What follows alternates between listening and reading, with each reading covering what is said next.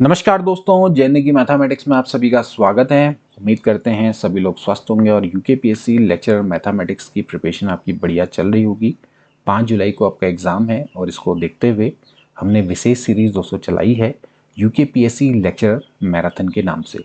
यहाँ पर दोस्तों हम आपको अभी हाल फिलहाल के जितने भी एग्ज़ाम हुए हैं उनके हम आपको प्रश्न करवा रहे हैं जो कि बिल्कुल आपके सिलेबस के अकॉर्डिंग है और ये आपके बहुत काम आएंगे आने वाली यूकेपीएससी लेक्चर गणित परीक्षा में। 5 जुलाई को एग्ज़ाम है। जितने भी कॉन्सेप्ट्स यहाँ पर बताए जाते हैं उनको आपने नोट डाउन करना है।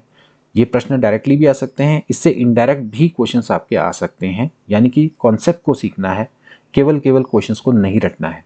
तो हमारा पूरा प्रयास है कि जो आपको कॉन्सेप्ट है वो सिखाया जाए। तो आज है यूकेपीएससी लेक्चर मैराथन सीरीज का part number 3। So let's start this class. आज का पहला क्वेश्चन है दोस्तों जो कि डेफिनेट इंटीग्रल की एप्लीकेशन पर दोस्तों आधारित है। Which one of the following definite integral represent area included between parabolas and straight line. यहाँ पर ये बराबर होगा, ठीक है।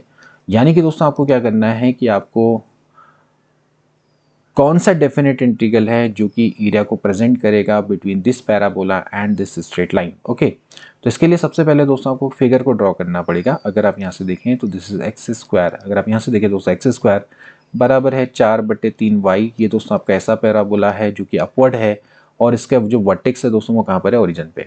सिमिलरली दोस्तों यहाँ से आपको स्ट्रेट लाइन को ड्रॉ करना है तो आपको इसके मतलब बेसिकली आप क्या कर लीजिए, जो इंटरसेप्ट है वो आप फाइंड आउट कर लीजिए। जब आपका x की वैल्यू दोस्तों 0 है तो यहाँ से y की वैल्यू दोस्तों आपकी कितनी हो जाएगी, ये हो जाएगी 2 6 12।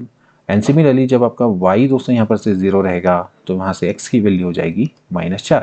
तो हम एक काम करते हैं दोस्तों, यहाँ से हम इसकी वैल्यू को निकाल लेते हैं, यानी कि हम ड्रॉ कर देते हैं फिगर को। तो देखिए दोस्तों ये तो आपका एक अपवर्ड पैराबोला इस तरह से दोस्तों बन जाएगा। This is upward parabola and यहाँ पर दोस्तों अगर आप देखें तो ये है 0,6। चलिए मान लेते हैं यहाँ पर दोस्तों कहीं पर रही होगी 0,6 की लाइन, ठीक है। मतलब 0,6 यहाँ कहीं पर रहा होगा पॉइंट एंड -4,0 यहाँ कहीं पर दोस्तों रहा होगा, ठीक है। तो ये दोस्तों हमारी क्या रहेगी, this is a straight line, ठीक है। इस तरह से हम इसको ड्रॉ कर लेते हैं, ठीक है। अब हमें क्या चाहिए दोस्तों, एरिया अंडर दिस, यानी कि ये वाला जो एरिया है वो दोस्तों हमें यहाँ पर कैलकुलेट करना है, ठीक है। तो ये एरिया को दोस्तों हमें कैलकुलेट करने के लिए सिंपली क्या चाहिए होगा दोस्तों, यहाँ पर देख सकते हैं कि दोस्तों 2 कर्व हैं, उसके अंडर का दोस्तों एरिया है। तो सिंपली आपको क्या करना है, आपको ये लिमिट चाहिए होगी और ये लिमिट चाहिए होगी यहाँ, यानी कि इसकी एब्सिसा चाहिए होगी। अभी कैसे मिलेगा, जब दोनों को आपस में दोस्तों हम क्या करेंगे, सॉल्व करेंगे। यानी कि अगर आप यहाँ से देखें, we have the value of y की जो वैल्यू है तो यहाँ पर से देख सकते हैं दोस्तों कि 3x स्क्वायर है, इट इज़ इक्वल्स टू है 4y।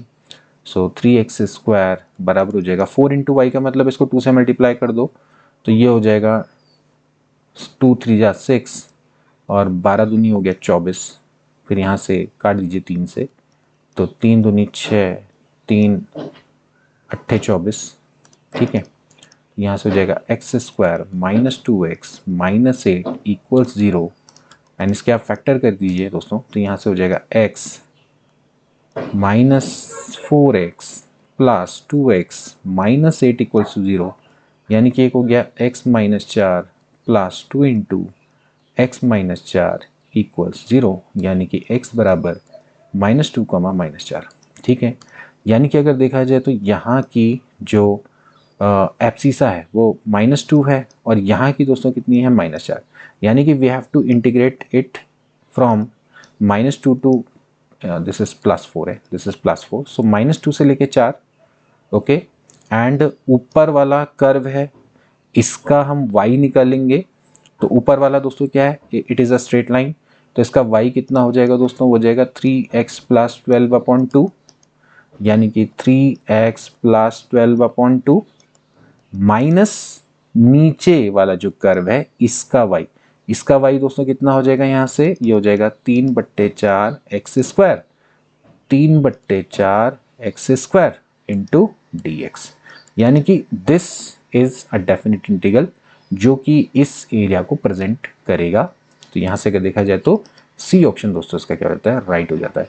तो एप्लीकेशन ऑफ डेफिनेट इंटीग्रल में ध्यान रखना दोस्तों कि जब भी आपको एरिया अंडर कर्व निकालना है, एफ एक्स है और यहाँ पर अगर जी एक्स है, तो सिंपली क्या होता है, इंटीग्रेशन जो भी आपकी लिमिट है ए से लेकर बी, यहाँ से होता है एफ एक्स माइनस जी एक्स। तो वही दोस्तों हमने करना था, ऊपर वाले का के अंडर का कर्व माइनस नीचे वाले के अंडर का कर्व, तो उसमें आपका बीच वाला जो बाउंडेड कर्व है दोस्तों, वो इस तरह से आपको फाइंड आउट हो जाएगा। ठीक है, तो C option will be correct. इसके बाद दोस्तों नेक्स्ट क्वेश्चन है, triangle form by the line and then you have to find its area. तो दोस्तों ये आपका 2 डायमेंशन का क्वेश्चन है, कोऑर्डिनेट ज्योमेट्री का दोस्तों क्वेश्चन है। अब आपका दोस्तों ये देख लीजिए, ट्राइंगल है जो कि आपका इन लाइन से मतलब फॉर्म्ड होता है। जैसे कि आपकी पहली लाइन ये है, दूसरी लाइन ये है, जैसे मान लेते हैं ए बी सी, ये आपका एक ट्राइंगल है। तो आपकी एक लाइन ये है 2y माइनस एक्स बराबर 5, दूसरी जो लाइन है वो है y प्लस 2x बराबर 7 एंड तीसरी लाइन है y माइनस एक्स बराबर 1। ओके, तो अब हमें दोस्तों क्या करना पड़ेगा कि यहाँ पर जब लाइन आपस में इंटरसेक्ट करती है तो इनके पॉइंट ऑफ इंटरसेक्शन हमें दोस्तों यहाँ पर से कैलकुलेट करने पड़ेंगे। एंड देन उसके बाद हम क्या करेंगे, यहाँ पर से ट्राइंगल का जो एरिया वाला फॉर्मूला उसको हम फाइंड आउट कर लेंगे। ठीक है, तो देखिए सबसे पहले आप जैसे मान लेते हैं इन दोनों लाइन, जैसे मान लेते हैं मुझे ए के कोऑर्डिनेट निकालने, तो ए का कोऑर्डिनेट निकालने के लिए y प्लस 2x बराबर 7 और यहाँ से ये वाला है 2y माइनस एक्स बराबर है 5। इसको दोस्तों आपको सॉल्व करना पड़ेगा, तो इसको आप 2 से मल्टीप्लाई करके ऐड कर दीजिए। देखिए ये हो जाएगा आपका 5y और ये हो जाएगा आपका 17, तो y बराबर हो गया 17/5। ठीक है, एंड इसी तरह से आप निकाल सकते हैं। देखिए y की वैल्यू को यहाँ रख देंगे तो ये हो जाएगा 34/5 माइनस एक्स बराबर 5। तो जो x है वो हो जाएगा 34/5 माइनस 5, यानी कि 5 पंजे 25, तो ये आपका कितना आ जाता है 9/5। तो यानी कि जो a है, a के हो जाएंगे 9/5 कॉमा 17/5। ठीक है, इसी तरह से आप b का निकाल सकते हैं। b का कितना हो जाएगा, देखिए 2y माइनस एक्स बराबर है 5 एंड y माइनस एक्स बराबर है 1। तो सब्ट्रैक्ट करेंगे, ये प्लस हो जाएगा, ये माइनस हो जाएगा, देखिए कट जाएगा। तो यहाँ से y बराबर दोस्तों आपका कितना हो जाएगा 4। और जब y की वैल्यू 4 है तो जो x है उसकी वैल्यू कितनी हो जाएगी, 3 हो जाएगी। ठीक है, तो यहाँ से जो b वाला पॉइंट है x की वैल्यू हो जाएगी 3, क्योंकि 4 माइनस 3 होता है 1। तो यहाँ से ये हो जाएगा 3,4। ठीक है, इसी तरह से आप क्या करेंगे, इन दोनों को भी निकाल लेंगे। ठीक है, इन दोनों का आप निकालिए, यहाँ से हो जाएगा y माइनस एक्स बराबर 1 एंड y प्लस 2x बराबर है 7। तो अगर आप इसको सब्ट्रैक्ट करेंगे तो you will get minus 3x बराबर माइनस 6। ओके, सो x बराबर हो जाएगा 2, और अगर x की वैल्यू 2 है तो y की वैल्यू हो जाएगी 3, तो 2,3। यानी कि दोस्तों हमें यहाँ से कोऑर्डिनेट्स अब मिल चुके हैं। तो अगर हमें कोऑर्डिनेट मिल गए हैं तो हमें सिंपली क्या करना है, फॉर्मूला अप्लाई कर देना है। हमारा जो फॉर्मूला होता है, जैसे मान लेते हैं this is x1 y1 x2 y2 and x3 y3। तो अब हमें क्या करना है, यहाँ से एरिया निकाल लेता है। वी नो दैट इसमें दोस्तों दोनों मेथड लगा सकते हैं, डिटरमिनेंट मेथड भी लगा सकते हैं या वैसे भी आप इसको सॉल्व कर सकते हैं, क्योंकि फ्रैक्शन में तो नॉर्मली भी आप सॉल्व कर सकते हैं। फॉर्मूला क्या होता है, देखिए x1 1 2 3 प्लस फिर यहाँ पर आएगा 2, फिर y3 माइनस y1, फिर आ जाएगा x3 y1 माइनस y2। ठीक है, मतलब कि वही है 1 2 3 फिर 2 3 1 एंड 3 1 2। तो पैटर्न है, पैटर्न को समझ लो यहाँ से।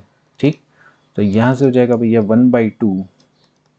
Now x1 is 9/5 and y2 minus y3।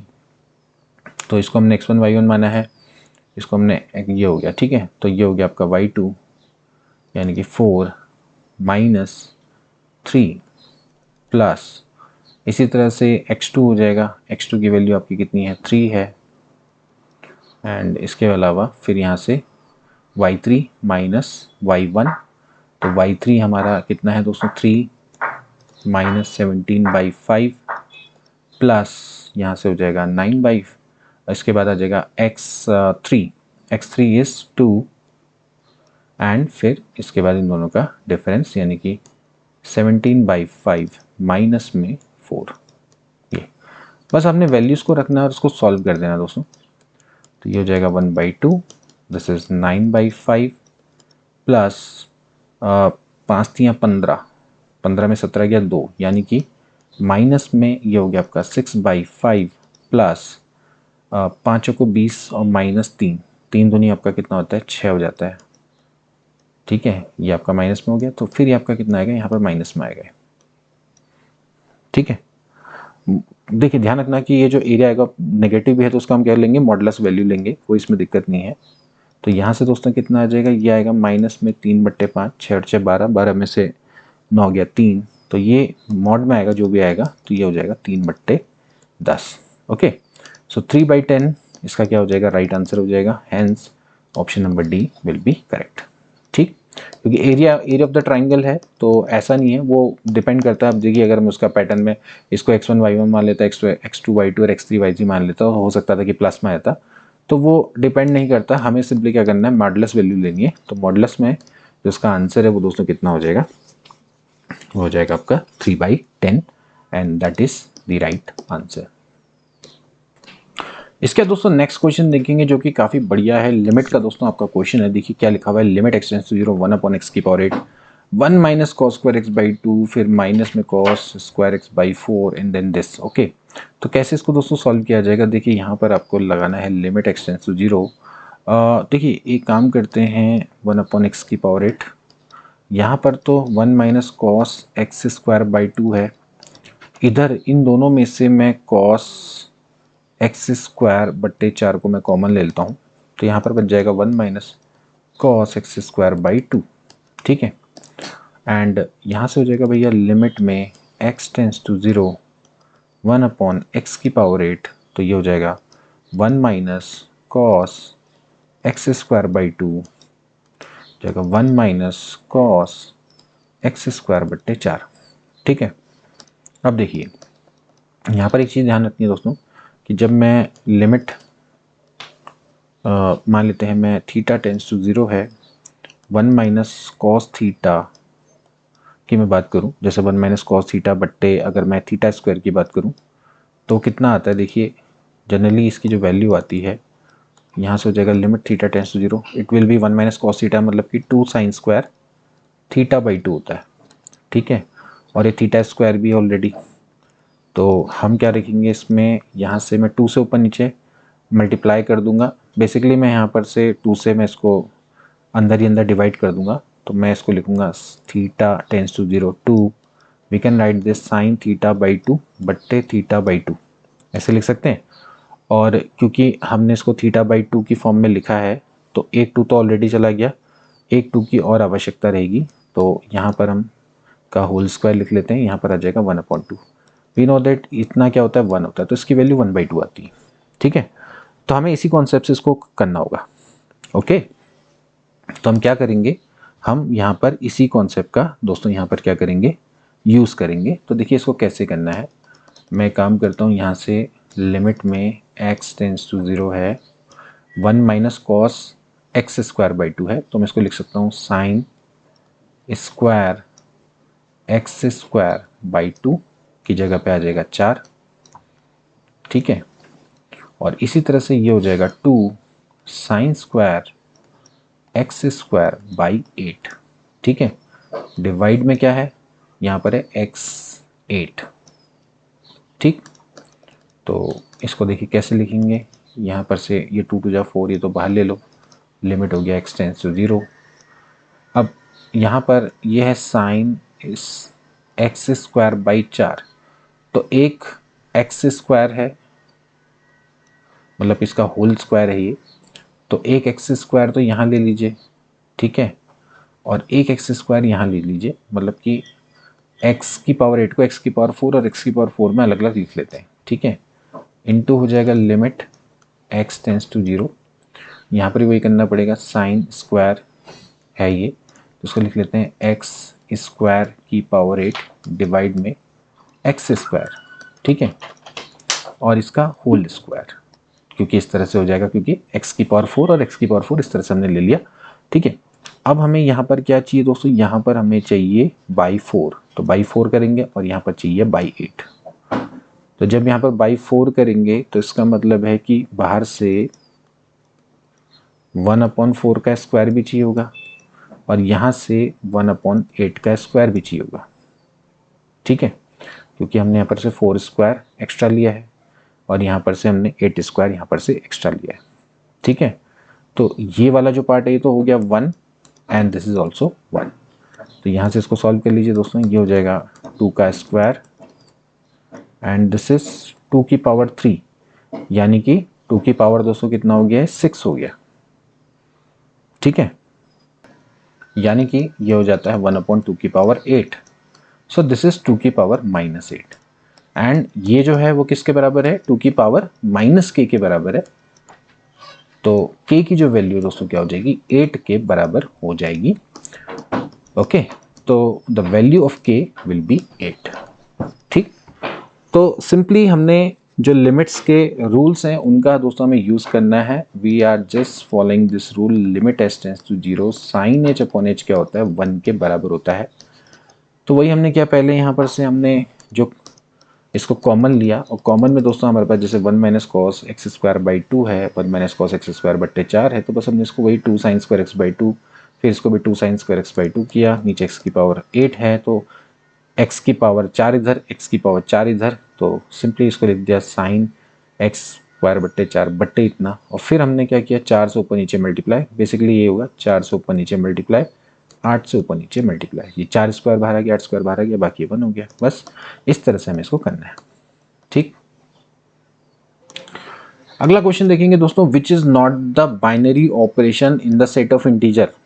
Set of integer में कौन सा बाइनरी ऑपरेशन नहीं है। ध्यान रखना दोस्तों कि अगर कोई भी बाइनरी ऑपरेशन यानी कि स्टार बी, तो वो दोस्तों हमें क्या करेगा, वो हमेशा क्या करेगा, इस प्रॉपर्टी को फॉलो करेगा। यानी कि अगर मान लेते हैं किसी इंटीजर की मैं बात करूं तो बाइनरी ऑपरेशन क्या करेगा दोस्तों, इस प्रॉपर्टी को फॉलो करेगा, यानी कि जेड क्रॉस जेड है वो जेड आना चाहिए। इसको हम दोस्तों क्या बोलते हैं, बाइनरी ऑपरेशन। या बेसिकली जेड क्रॉस जेड का मतलब है कि there is an ordered pair of Z and then उसके बाद दोस्तों आपको क्या मिलेगा, हमेशा जेड का ही एलिमेंट मिलेगा। यानी कि इस तरह का फंक्शन लग रहा है जो कि आपको दोबारा से क्या दे रहा है, जेड का ही एलिमेंट दे रहा है। यानी कि हम इसको सिंपल भाषा में ये भी कह सकते हैं कि बाइनरी ऑपरेशन बेसिकली वो है कि अगर a, b एलिमेंट है जेड का, तो जो a स्टार b है वो भी क्या होना चाहिए, जेड का एलिमेंट होना चाहिए, ठीक है, ओके। तो अब यहाँ पर देखा जाए, इसको आप कुछ और मान लो, इसको आप c मान लो and c is the element of क्या होगा, जेड ही होगा। तो यहाँ पर दोस्तों आप इसको इस तरह से लिख सकते हैं कि भैया जैसे कि अगर a और b मान लेते हैं इंटीजर है, तो दोनों का जो सम है वो भी इंटीजर होता है, दोनों का डिफरेंस है वो भी इंटीजर होता है, दोनों का प्रोडक्ट भी इंटीजर होता है। बट दोनों का जो डिवीजन है, ठीक है, वहां पर आपका इंटीजर नहीं हो सकता है, क्योंकि जैसे 1 एंड 2 है तो 1/2 इज नॉट इंटीजर, वो इंटीजर नहीं है, ठीक है। तो देखिए माइनस बाइनरी ऑपरेशन है, मल्टीप्लाई बाइनरी ऑपरेशन है, एडिशन बाइनरी ऑपरेशन है, but division is not binary operation on the set of integers. इसके दोस्तों नेक्स्ट क्वेश्चन देखेंगे, what is the differential equation of all parabolas whose axis are parallel to Y axis.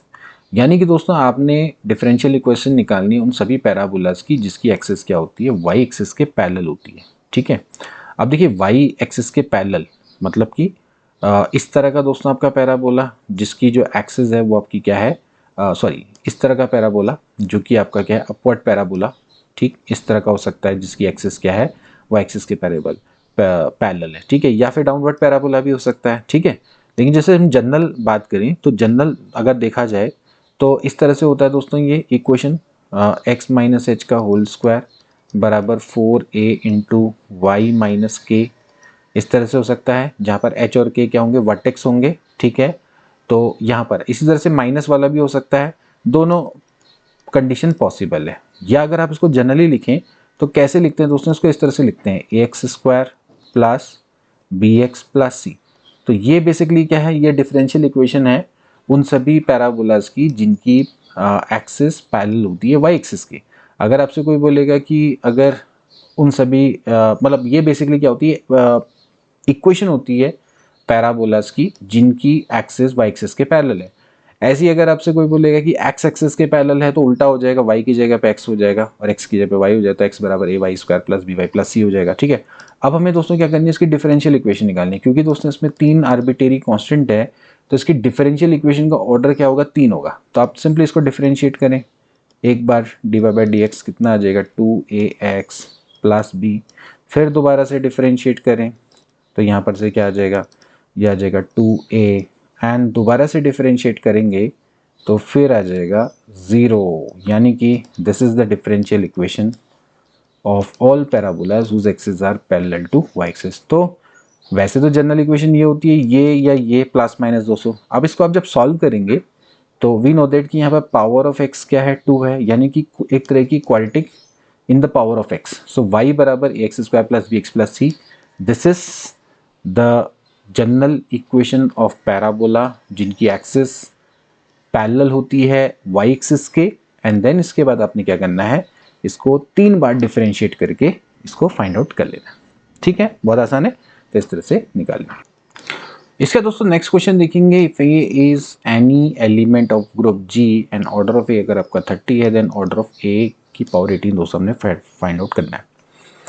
देखिए ये दोस्तों आपका फिर group theory का दोस्तों क्वेश्चन है। ऑर्डर ऑफ ए की पावर 13 का मतलब यही है कि जो ए की पावर 30 है वो बेसिकली क्या है, ई के बराबर आता है। ओके, एंड हम यहाँ पर से हमें ए की पावर 18 का दोस्तों ऑर्डर निकालना है, यानी कि ए की पावर 18 की कितनी पावर करेगी, ई आ जाए। ठीक है, बहुत बेसिक सा कॉन्सेप्ट है।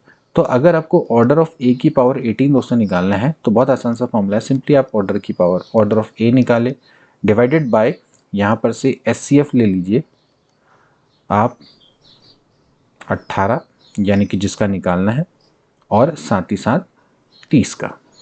ठीक है, यानी कि ऑर्डर ऑफ ए इन दोनों का आप निकाल लीजिए, यानी कि ए की पावर 18 और ये। तो बेसिकली 18, इसको अगर 18 को अगर मैं जो भी मानूँ, 18 को अगर आप के मान लो तो 18 मतलब के और जो आपने ऑर्डर निकाला एन, इस तरह से निकाले। तो ऑर्डर ऑफ ए दोस्तों कितना है 90, एंड वी नो दैट कि इन दोनों का जो हाईएस्ट कॉमन फैक्टर है वो कितना आएगा, दिस विल बी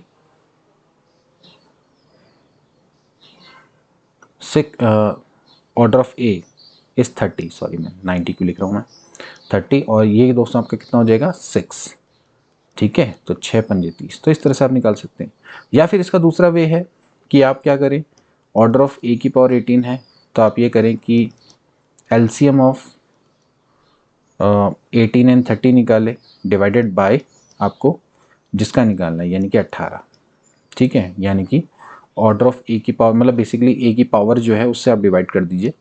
तो इन दोनों का अगर आप एलसीएम देखेंगे तो आएगा 90 डिवाइडेड बाय 18, तो अगेन 18 पंजे कितना होता है 90। तो दोनों वे हैं, तो सिंपली आप या तो क्या करें कि भैया एलसीएम निकालें, मतलब कि जो ऑर्डर ऑफ ए है और ए की पावर में जो के है उन दोनों का, यानी कि इसको अगर आप के मानते हैं, ए की पावर के मानते हैं, तो के और इन दोनों का यानी कि ए की पावर जो ऑर्डर ऑफ ए है उन दोनों का एलसीएम निकालें और डिवाइडेड बाय क्या कर दो, के कर दो, या फिर order of A divided by SCF of के एंड ऑर्डर ऑफ ए, ये आप कर सकते हो। ठीक है, दोनों में बात बराबर ही है।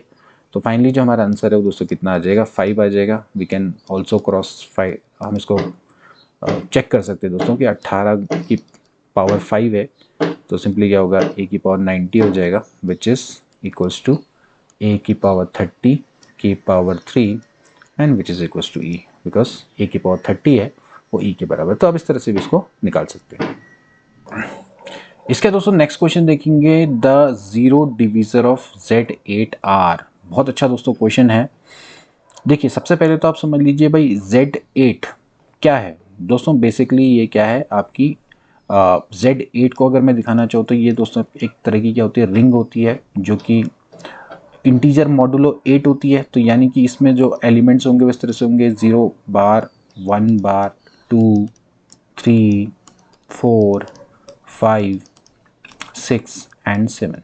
ठीक है, और बेसिकली क्या होगा कि इनके बीच में जैसे मान लेते हैं अगर मैं कोई भी प्रोडक्ट होगा तो मैं उसको क्या करूँगा 8 से डिवाइड करूँगा, जो रिमाइंडर आएगा मैं उसको लिखूँगा। ठीक है, तो बेसिकली आप इसको ये भी कह सकते हैं कि इट इज़ इंटीजर मॉडुलो, मतलब कि मल्टीप्लिकेशन मॉडुलो 8 से भी दोस्तों हम इसको यहाँ पर दिखा सकते हैं। ठीक है, अब यहाँ पर बारी आती है अब यहाँ पर दोस्तों बारी आती है कि भैया कौन कौन से जीरो के डिवीज़र है। जीरो का डिवीज़र का मतलब समझते हैं ना, कि मान लेते हैं कि ए और बी जीरो के डिवीज़र कब होंगे, जब ए और बी का प्रोडक्ट क्या आ जाए, जीरो आ जाए, बट ए और बी दोनों के दोनों क्या हो, नॉन जीरो हो, तो उसको हम क्या बोलते हैं दोस्तों, ज़ीरो का डिवीज़र। अब ध्यान रखना कि दोस्तों जो रियल में जो इंटीजर्स होते हैं या नंबर्स होते हैं वहाँ तो ये पॉसिबल नहीं है, लेकिन जैसे कि मैट्रिक्स मल्टीप्लिकेशन और इस तरह से जो मॉडलों में दोस्तों जो आपके ऑपरेशंस होते हैं वहाँ पर दोस्तों ये चीज़ें पॉसिबल हो पाती है। ठीक है, तो अब सबसे पहले पता कैसे लगेगा कि कौन ज़ीरो डिवीज़र है।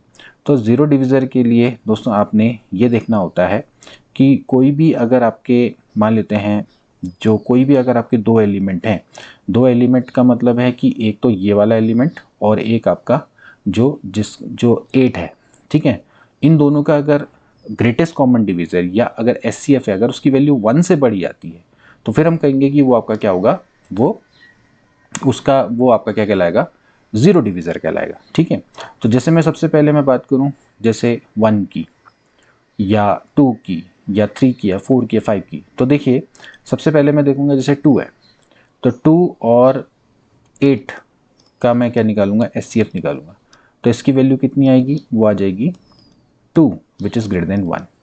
तो ये जो 2 है, 2 का बार, ये बेसिकली क्या है, जीरो का डिवीज़र है। और आप देख भी सकते हैं कि 2 इंटू 4 करते हैं तो कितना आता है 8, और 8 को जब आप 8 से डिवाइड करेंगे तो वो कितना आ जाएगा दोस्तों, ज़ीरो आ जाएगा।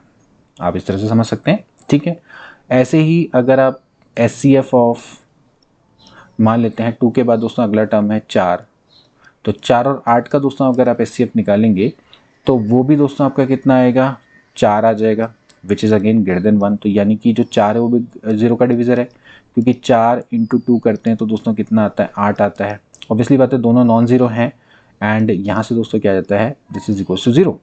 सिमिलरली अगर आप एच सी एफ ऑफ 6,8 निकालते हैं तो आप देखें, या 6,8 निकालते हैं तो विच इज़ 2, ठीक है, which is again greater than 1।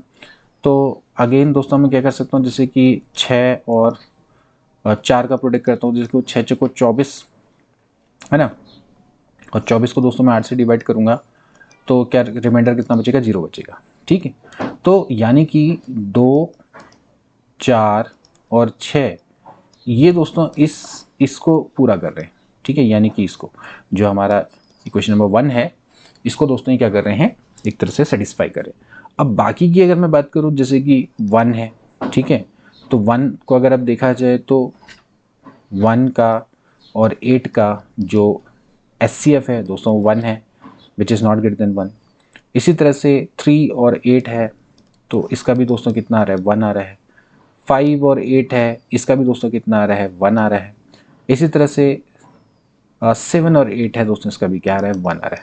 Clearly है कि they all are not divisors of zero, because इनका जो जीसीडी है दोस्तों वो कितना आ रहा है, 1 आ रहा है, यानी कि वो यूनिट्स है। ठीक है, सो इसका मतलब है कि इनके पास क्या होगा, अपना मल्टीप्लिकेटिव इनवर्स होगा और वो कभी भी जीरो डिविजर नहीं हो सकते हैं। ठीक है, तो इस तरह से देखा जाए तो यहाँ पर जो ऑप्शन है, ऑप्शन के अकॉर्डिंग दोस्तों आपका कितना हो जाएगा, 2, 4, 6, यानी कि डी वाला जो ऑप्शन है दोस्तों क्या हो जाएगा, बिल्कुल राइट हो जाएगा। So they are the zeros divisor of Z8। तो इस तरह से दोस्तों हम इसको करते हैं। इसका दोस्तों नेक्स्ट क्वेश्चन देखेंगे, इफ 3x प्लस 4y बराबर है 12√2, ये टेंजेंट है किसी इलिप्स में x square upon a square plus y square upon 9 बराबर 1 for some a is the element of r। तो देन दोस्तों आपको निकालनी है distance between the foci of the ellipse. बहुत अच्छा दोस्तों क्वेश्चन है। आप देखिए सबसे पहले तो अगर मान लेते हैं ये इलिप्स है, इस इलिप्स पर दोस्तों आपकी कोई लाइन टेंजेंट है, तो इस केस में क्या होता है, तो कंडीशन ऑफ टेंजेंसी दोस्तों आपको क्लियर होनी चाहिए। देखिए सबसे पहले ये कह रखा है कि ये जो लाइन है ये इस पे टेंजेंट है, तो देखिए पहले हम इसको y बराबर mx प्लस सी की फॉर्म में कन्वर्ट करते हैं। तो यहाँ से देखिए क्या हो जाएगा, y बराबर हो जाएगा माइनस में 3/4 into X plus this is 3√2। Okay, तो यहाँ से अगर आप कंपेयर करते हैं तो this is the line which can be written as y बराबर mx प्लस सी, यानी कि इस लाइन का जो स्लोप होगा वो होगा -3/4 और जो c होगा वो होगा 3√2, that is y intercept. Okay, now condition of tangency दोस्तों क्या कहती है, सिंपली जैसे मान लेते हैं अगर इक्वेशन है x square upon a square plus y square upon b square बराबर 1, तो कंडीशन ऑफ टेंजेंसी में सिंपली होता है कि भैया जो सी है, ठीक है, यानी कि जो सी है उसकी जो वैल्यू होती है, यानी कि सी का जो स्क्वायर होता है वो होता है ए square M square plus B square के बराबर होता है। This is the condition of tangency.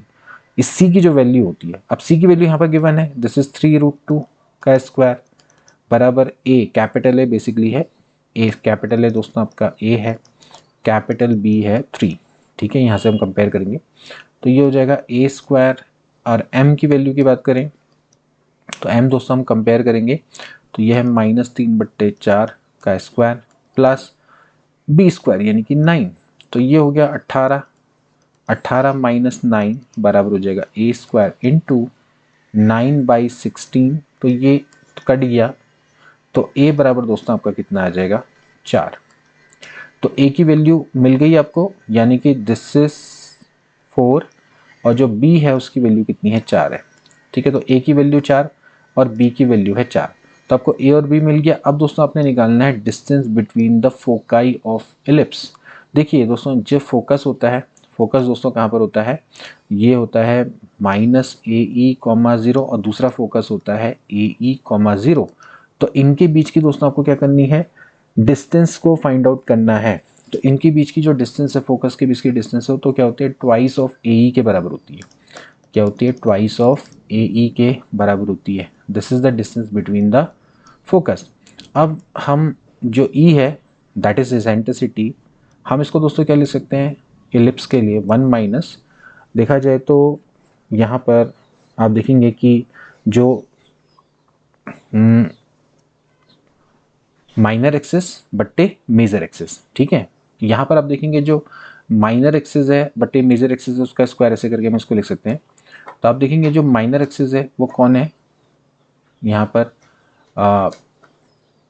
ए की वैल्यू हमने, बी की वैल्यू सॉरी यहाँ पर 3 है, ठीक है। तो माइनर एक्सिस दोस्तों आपका कितना है 3, यानी कि आप इसको लिख सकते हैं बी स्क्वायर बट्टे ए स्क्वायर, ठीक है। And this is capital A, क्योंकि यहाँ पर उसको कैपिटल ए से प्रेजेंट कर रहे हैं, ठीक है। तो यहाँ से दोस्तों ये हो जाएगा simply twice of under root में A square minus B square, इस तरह से निकाल सकते हैं। तो ट्वाइस में अंडर रूट में ए स्क्वायर का मतलब कितना हो गया दोस्तों 16 माइनस बी स्क्वायर का मतलब हो गया आपका 9, तो 16 में से 9 गया 7, यानी कि 2√7 दोस्तों इसका क्या हो जाएगा, राइट आंसर हो जाएगा। हेंस 2√7 यानी कि A option will be right. अब देखिए दोस्तों इसमें आपको ये चीज़ ध्यान रखनी है, सबसे पहले तो ये जो लाइन है ये इस पर टेंजेंट है, तो टेंजेंसी की क्या कंडीशन होती है, पहले हमने लिखा y बराबर mx प्लस सी, इससे हमने इसका स्लोप निकाला और यहाँ से c निकाला। हम जानते हैं जो कंडीशन ऑफ टेंजेंसी होती है वो ये होता है कि c का स्क्वायर क्या होता है a square M square plus B square, जहाँ पर a आपकी मतलब यहाँ पर दोस्तों मेजर एक्सिस है, b आपकी माइनर एक्सिस है, इस तरह से, ठीक है। ये आपकी हॉरिजॉन्टल इलिप्स है। तो आपने यहाँ से क्या करना है, यहाँ से a की वैल्यू को फाइंड आउट करना है, और अब हमें दो फोकस होते हैं उनके बीच की जो डिस्टेंस होती है ट्वाइस ऑफ ए के बराबर होती है। ये ए यहाँ पर कैपिटल ए होगा, ठीक है। और फिर हमने जो एसेंट्रिसिटी है वो होती है अंडर रूट में 1 माइनस माइनर एक्सिस बट्टे मेजर एक्सिस का स्क्वायर। तो माइनर आपकी बी है और ए आपकी मेजर एक्सिस, तो बी बट्टे ए का स्क्वायर, मतलब बेसिकली देखा जाए तो सेमी मेजर और सेमी माइनर एक्सिस ना। तो यहाँ पर हमने उसको 2 से 2 कट जाएगा तो सिंपली बी अपॉन ए का होल स्क्वायर आ जाएगा, उसको आप निकाल के यहाँ पर रख लीजिए, तो फाइनल आंसर आपका ए हो जाएगा। सो इस तरह से आप इसको निकाल सकते हैं। इसका दोस्तों नेक्स्ट क्वेश्चन है, देखिए दोस्तों ये आपका वेक्टर से ये प्रश्न दोस्तों पूछा गया है, और इस प्रश्न में आपको mod of A, mod of B and mod of A cross B दोस्तों गिवन है। आपको दोस्तों यहाँ पर ए डॉट बी का स्क्वायर निकालना है। देखिए इसके लिए आप दोस्तों लैग्रेंज जो आइडेंटिटी है उसका यूज़ कर सकते हैं, डायरेक्ट जो रिलेशन देती है between cross and dot product. तो यहाँ पर क्या करेंगे दोस्तों, यहाँ पर इसको सिंपली लिखें ए क्रॉस बी का square plus A dot B का स्क्वायर है, ठीक है। तो ये आपका mod of A square mod of B square के बराबर होता है। इसी को दोस्तों हम क्या बोलते हैं, लैग्रेंज आइडेंटिटी बोलते हैं, ठीक है। नाउ ए क्रॉस बी यानी कि ये हो गया 8 का square plus this is A dot B, हमें दोस्तों इसको कैलकुलेट करना है, मॉड ऑफ ए स्क्वायर यानी कि 2 का स्क्वायर और मॉड ऑफ बी यानी कि 5 का स्क्वायर। तो ए डॉट बी का जो स्क्वायर हो जाएगा वो हो जाएगा 4 गुणा 25 माइनस में हो जाएगा 64 हो जाएगा 100 माइनस 64, तो this will be 36। So A dot B बराबर हो जाएगा √36 यानी कि 6 इसका राइट आंसर हो जाएगा। So b option will be right. ठीक है, तो आप इस तरह से इसको आसानी से निकाल सकते हैं इस डायरेक्टली इस फॉर्मूला की मदद से, क्योंकि ध्यान रखना दोस्तों कि जो mod of A cross B होता है वो आपका होता है mod of A mod of B sine theta, and A dot B होता है वो होता है mod of A mod of B cos theta. दोनों का स्क्वायर करके ऐड करेंगे तो ये आ जाएगा बस। ठीक है, आप इस तरह से निकाल सकते हैं। इसके बाद दोस्तों नेक्स्ट क्वेश्चन देखेंगे, अगेन दोस्तों जो कि आपका लिमिट का क्वेश्चन है। आपको limit of A x plus B x plus 2x plus C x upon 3 की पावर 2 अपॉन एक्स को दोस्तों कैलकुलेट करना है, जहाँ पर ए बी सी की वैल्यू ग्रेटर देन 0 है। देखिए दोस्तों ये वैसे तो डायरेक्ट फॉर्मूला होता है, डायरेक्ट फॉर्मूला से इसका जो आंसर है दोस्तों आ जाएगा ए बी सी की पावर 2/3। ठीक है, बट आप इसको वैसे भी कैलकुलेट कर सकते हैं। देखिए जब हम एक्स की जगह पे 0 रखते हैं तो देखिए आ जाएगा 1 1 1 यानी कि आ गया 3/3, और यहाँ पर दोस्तों 0 रखेंगे तो इन्फिनिट, यानी कि दोस्तों ये 1 की पावर इन्फिनिटी की फॉर्म आ रही। तो जब 1 की पावर इन्फिनिटी की फॉर्म आती है तो हम दोस्तों क्या करते हैं, डायरेक्टली फॉर्मूला यूज़ करते हैं। उसमें लिमिट को दोस्तों कैसे कैलकुलेट किया जाता है, तो इसको सिंपली हम लिमिट को इस तरह से कैलकुलेट करते हैं ई की पावर में। ये हो जाएगा लिमिट में x टेंस टू 0। देखिए ये वाला जो पार्ट है मल्टीप्लाई वाला वो इधर आ जाता है 2/x, एंड ये वाले पार्ट में यानी कि a x plus B x plus C x upon 3 -1 हो जाता है। ठीक है, आप सिंपली याद रखना ये फॉर्मूला कि अगर limit x tends to 0 F X की पावर जी एक्स आपको दिया हुआ है, और लिमिट में x tends to 0 F X बराबर आता है 1, लिमिट में x tends to 0 G X बराबर आता है इन्फिनिटी, तो इसके लिए जो डायरेक्ट फॉर्मूला है e की पावर में लिमिट x टेंस टू 0, देखिए जो जी एक्स है वो आगे आ जाएगा इंटू एफ एक्स -1। तो ये आपका एक शॉर्ट फॉर्मूला है, आप इसे डायरेक्टली निकाल सकते हैं। ठीक है, और 1 की पावर इन्फिनिटी को सॉल्व करने का ये बहुत आसान तरीका है। तो जगह e की पावर में लिमिट x टेंस टू 0, अब देखिए इसको लिख सकते हैं 2/x, ये हो जाएगा e की पावर x -3, तो इसको मैं ऐसे लिख लेता हूँ -1 प्लस b की पावर x -1 प्लस c की पावर x -1 अपॉन में दोस्तों कितना हो जाएगा 3। ठीक है, तो इस तरह से मैं इसको लिख सकता हूँ। अब देखिए ये जो 3 है इसको तो इधर ले आओ, इससे हमारा कुछ लेना देना नहीं है। यहाँ पर 2/3 इसको तो बाहर लिख लो, और ये जो x है इससे अलग अलग डिवाइड कर दो। देखो a की power x -1 upon x, b की power x -1 upon x, c की पावर x -1 अपॉन x। अब दोस्तों ध्यान रखना है कि limit x tends to 0 a की पावर x -1 अपॉन x है, इसकी वैल्यू होती है log a। ठीक है, तो ये हो जाएगा e की पावर में 2/3, this is log a plus log b plus log c। So this is e की पावर में ये ऊपर चला जाएगा, ये आ जाएगा log, अंदर आ जाएगा ए बी सी की power 2/3। So finally A B C की पावर 2/3, ये e और log कैंसिल आउट। तो ये दोस्तों इसका तरीका रहता है, मतलब आपको कॉन्सेप्ट है मेन चीज़ सिखाना। तो जो मैंने यहाँ पर आपको कॉन्सेप्ट बताया इसको थोड़ा सा ध्यान में रखिएगा दोस्तों। जिस भी आपको 1 की पावर इन्फिनिटी के क्वेश्चन को सॉल्व करना होगा तो मैं लगाएंगे, अदरवाइज ये डायरेक्ट फॉर्मूला होता है, डायरेक्ट फॉर्मूला से भी सॉल्व हो जाता है। इसके बाद दोस्तों नेक्स्ट क्वेश्चन देखेंगे, ये दोस्तों आपका है क्वाड्रेटिक इक्वेशन से क्वेश्चन। ठीक है, ये भी आपके सिलेबस में है। आपको वैल्यू ऑफ ए निकालनी है जिसके लिए इन दोनों इक्वेशन में कॉमन रूट हो। ठीक है, मान लेते हैं इन दोनों इक्वेशन में बीटा रूट है वो कॉमन है। ठीक है, तो ये हो जाएगा भैया बीटा का स्क्वायर प्लस ए बीटा -1 बराबर 0। वो इस इक्वेशन को भी सेटिस्फाई करेगा, इसको भी सेटिस्फाई करेगा। तो जाएगा बीटा का स्क्वायर प्लस बीटा प्लस ए बराबर 0, equation number 1 and equation number 2।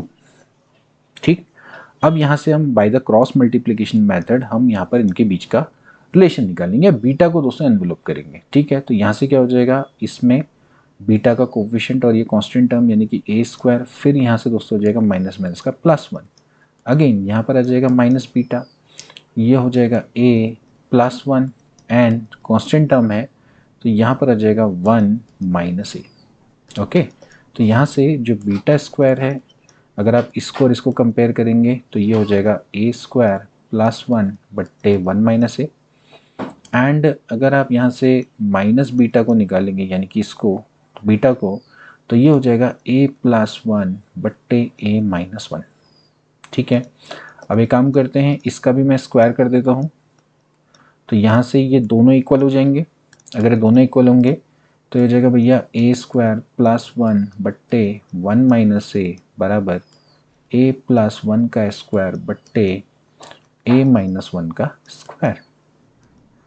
ठीक है, तो आप एक काम करें, इसको और इसको कट आउट कर दें मल्टी। ठीक है, तो ये इधर आ जाएगा, तो ये हो जाएगा a² +1 इंटू, इसको आप लिख लें 1 माइनस ए। ओके, आप इस तरह से लिख सकते हैं क्योंकि माइनस आएगा इधर पे, और ये हो जाएगा a² +1 + 2a। इसको मल्टीप्लाई करेंगे तो क्या आएगा, देखिए ये हो जाएगा a² माइनस में a³ +1 माइनस ए, ये आ गया a² +1 + 2a। ओके, तो इस हिसाब से देखेंगे तो 1 से 1 दोस्तों आपका कैंसिल आउट, a² से a² कैंसिल आउट। ठीक है, तो ये आ जाएगा a³ और ये आ जाएगा +3a बराबर 0।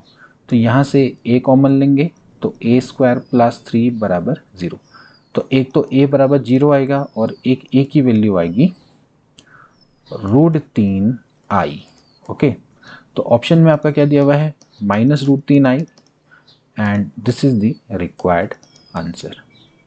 So the value of a, so that these equation have one root common is -i√3। तो देखा दोस्तों आपने, ये कॉमन रूट टेक्निक होती है दोस्तों कि जब अगर आपके दो रूट्स कॉमन है तो हम क्या करते हैं, वहाँ पर रूट्स की को हम इक्वेशंस में रख देते हैं, देन उसके बाद हम क्रॉस मल्टीप्लिकेशन मेथड से हम क्या करते हैं, इसको आपस में निकालते हैं। इसका डायरेक्ट फॉर्मूला भी है जिसमें हम डायरेक्ट फॉर्मूला भी निकाल सकते हैं अगर कॉमन रूट के बीच में रिलेशन निकालना हो, कंडीशंस निकालनी हो।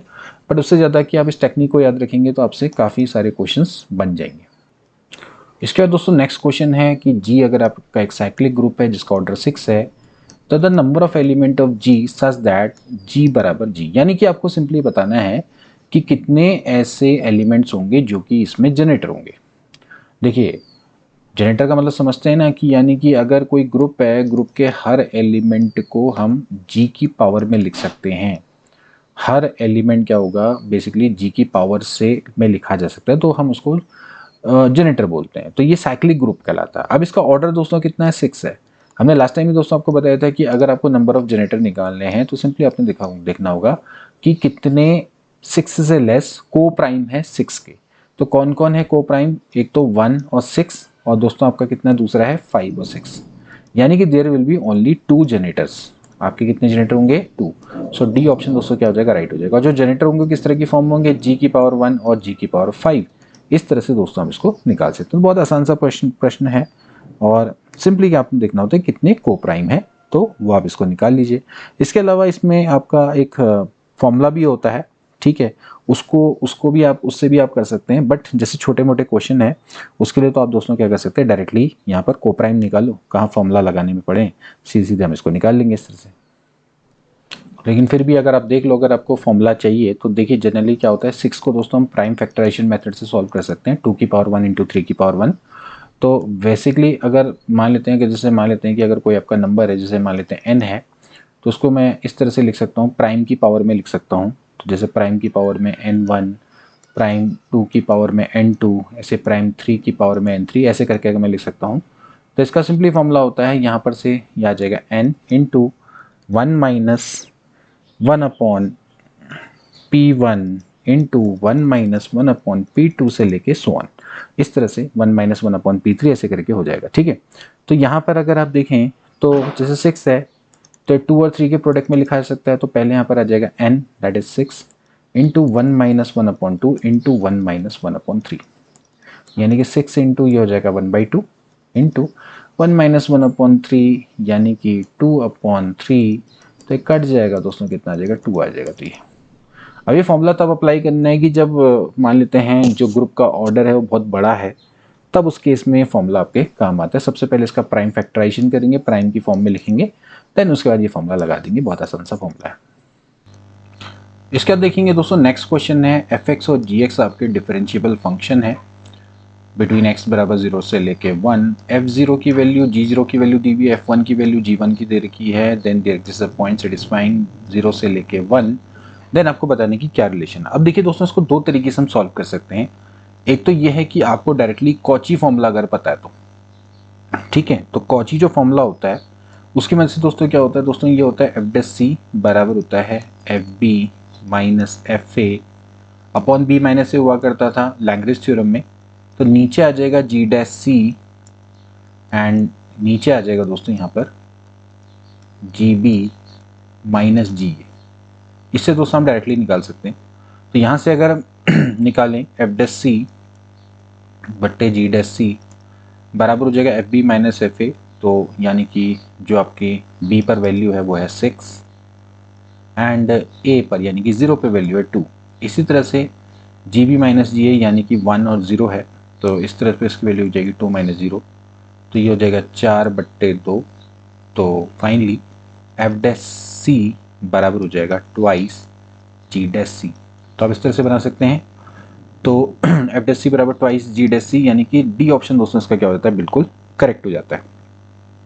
ठीक है, तो एक तो टेक्निक ये है अगर आपको कॉची फॉर्मूला पता है। अगर आपको कॉची फॉर्मूला नहीं है तो फिर आपको फॉर्म ऑफ द फंक्शन बनानी पड़ेगी। इस तरह से बनाएंगे कि जैसे मान लेते हैं हम एफ एक्स और जी एक्स दो फंक्शन है, तो हमें इसके कॉम्बिनेशन में फंक्शन लेना पड़ेगा। जैसे मान लेते हैं उसको एच एक्स मान लिया, तो जो कि इन कॉची की मतलब कि जो आपकी रोलेस थ्योरम की कंडीशन को सेटिस्फाई करे। तो अगर मैं देखो जैसे एफ एक्स है, वैसे तो A F X plus B G X करके इसको करते हैं। फिर हम क्या करते हैं, जैसे 0 बराबर 2 है और इसमें दोस्तों हम इसको रखते हैं इन वैल्यू को, और देन हम ए और बी की वैल्यू को कैलकुलेट करते हैं सो दैट कि वो आपस में क्या आ जाए, बराबर आ जाए। मतलब किसको इस तरह से बनाता है, A F X plus B G X इस तरह से रखेंगे। एंड हम कोशिश करेंगे कि हम कॉची थ्योरम रोलेस थ्योरम की जो कंडीशन है वो सेटिस्फाई हो जाए। जैसे कि रोलेस थ्योरम की कंडीशन क्या है कि जो H0 है वो आपका H1 के बराबर होना चाहिए, तभी जाके हम कहेंगे भैया देखो डिफरेंशिएबल फंक्शन है, इसका मतलब कंटिन्यूस भी है एज वेल एज डिफरेंशिएबल भी है। अब लास्ट में क्या होना चाहिए, एफ बी बराबर एफ ए होना चाहिए, यानी कि H0 बराबर H1। तो पहले आप H0 है उस पर वैल्यू आपकी सेम होनी चाहिए और H1 है उस पर वैल्यू सेम होनी चाहिए। तो जैसे हम H0 रखेंगे तो ये हो जाएगा A F zero plus B G zero, यहाँ पर हो जाएगा H1 बराबर हो जाएगा A F one plus B G one. ठीक है, ये दोनों बराबर होंगे। तो यहाँ से हो गया ए एफ ज़ीरो मतलब कि 2 हो गया है। एंड बी की हम बात करें तो यहाँ से आप देखेंगे कि जो बी जी ज़ीरो है, बी इंटू जी ज़ीरो पे तो वैल्यू 0 है, बराबर हो जाएगा A F one. What is the value of A F one, यानी कि ए इंटू 6 प्लस 2 इंटू बी।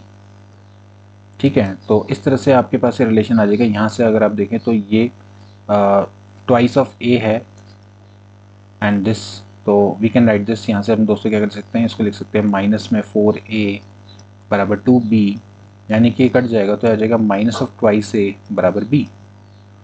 तो देखा जाए तो जो a और b है उसके बीच का ये रिलेशन है कि ये इसका 2 टाइम्स होना चाहिए, है ना। और इस तरह से यहाँ पर आपका रिलेशन निकल के आएगा एफ एक्स और जी एक्स के बीच में। या एक सेकेंड में, यहाँ पर से हमने इसको 6 लिया, -4 हुआ, ठीक है। तो यहाँ से दोस्तों आप क्या करेंगे, यहाँ पर इसको रख देंगे तो एच एक्स बराबर हो जाएगा सिंपली हो जाएगा ए एफ एक्स, यहाँ पर आ जाएगा माइनस ट्वाइस ऑफ ए, क्योंकि बी की जगह पे इतना रखना है जी एक्स। ठीक है, तो ये दोस्तों हमारी क्या आ गई, फॉर्म ऑफ द फंक्शन आ गई एफ एक्स माइनस में 2 जी एक्स, इस तरह से दोस्तों लिख सकते हैं। अब देखिए ये दोनों के दोनों फंक्शन क्या हैं, ये आपके डिफरेंशिएबल हैं in this given interval. So H x भी आपका डिफरेंशिएबल होगा क्योंकि उन्हीं से कॉम्बिनेशन से दोस्तों बना हुआ है।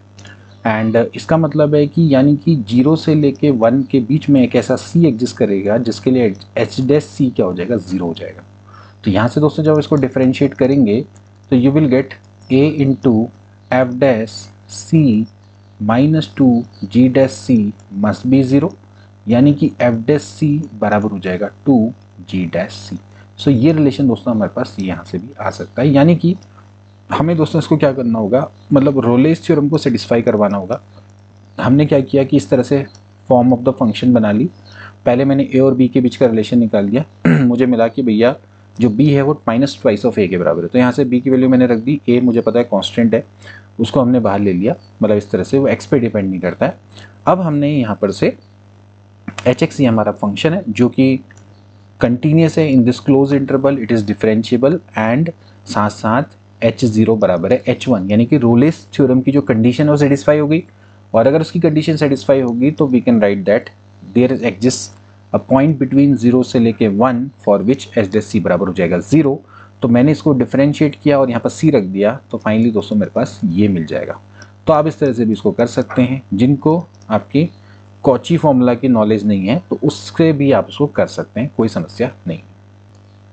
इसके दोस्तों नेक्स्ट क्वेश्चन देखेंगे जो कि मैट्रिक्स से है। देखिए क्या कह रहा है, ए और बी आपकी सिमेट्रिक मैट्रिक्स है सेम ऑर्डर की, देन आपको A B minus B a के बारे में बताना है। देखिए अगर ए सिमेट्रिक मैट्रिक्स है तो अपने ट्रांसपोज के बराबर होगी, बी भी सिमेट्रिक मैट्रिक्स है तो वो भी अपने ट्रांसपोज के बराबर होगी। अब ये देखना है कि भैया A B minus B A का जो ट्रांसपोज है वो कितना होगा।